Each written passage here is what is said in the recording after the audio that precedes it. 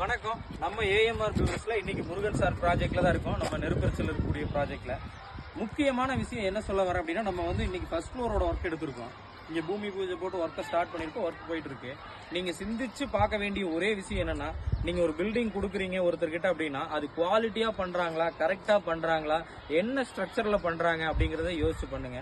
இன்னைக்கு எல்லா பக்கமே நடந்துட்டு இருக்கக்கூடியது பாத்தீங்க அப்படின்னா, உங்களுக்கு ஃப்ரேம்டு ஸ்ட்ரக்சர் பில்டிங். இந்த பில்டிங்கை பொறுத்த வரைக்கும் கிரவுண்ட் ஃப்ளோர் சார் கட்டும்போது அன்னைக்கு கட்டினவங்க அவருக்கு அந்த விதமான இந்த மாதிரி கட்டணும் அப்படிங்கிற குவாலிட்டியை கொடுக்காதனால பில்லர் இல்லாம கட்டிக்கிட்டாங்க. இப்போ நம்ம அடுத்தடுத்து மேலே ஏற்றும் போது பெல்ட் கொடுத்து ஏத்துறோம்.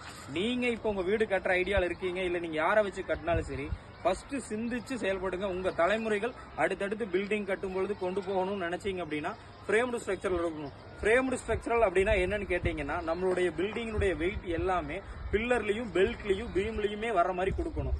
அதாவது கண்டிப்பா பேஸ்மெண்ட் அளவுல கீழே ஒரு பீம் கொடுக்கணும், பேஸ்மெண்டத்தினுடைய மட்டத்துல ஒரு பெல்ட் கொடுக்கணும், கம்பல்சரி 7 அடி மட்டத்துல ஒரு பெல்ட் கொடுக்கணும். பரப்பு காங்கிரீட்டை நார்மலா போடாம கன்சல் பீம் கொடுத்து போடணும். ஒரு 1/2 அடியோ 3/4 அடியோ இறக்கி போட்டு கன்சல் பீம் கொடுத்து போடணும். அப்படி இந்த பில்டிங் இல்ல, பட் ஆனாலும் சார் இந்த டைம் நம்ம ஏஎம்ஆர் பில்டர்ஸை கான்டாக்ட் பண்ணதுனால இதுக்கு மேல நம்ம செய்யக்கூடிய ஒர்க்ல பாதி பில்லர் இருக்கு, பாதி பில்லர் இல்ல. ஆனாலும் இதுக்கப்புறம் இந்த பில்டிங்ல எந்த விதமான இஷ்யூ வராதபடி குவாலிட்டியா நம்ம இந்த பில்டிங்கை கொடுக்க போறோம்.